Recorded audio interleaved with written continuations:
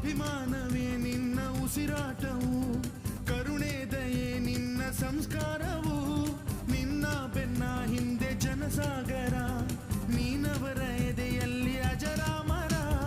ಬಿಚ್ಚಿದ ಈ ಕತ್ತಿಗೆ ಒಡೆಯಂತೆ ನಾವು ಎಂದು, ನಮ್ಮ ಈ ನರನಾಡಿಗೆ ನೀನಾದಿ ಸ್ಫೂರ್ತಿ ಬಿಂದು. ಸಿಂಹಕ್ಕೆ ತಲೆ ಬಗ್ಗದು, ಕದನಕ್ಕೆ ಎದೆ ಜಕ್ಕದು,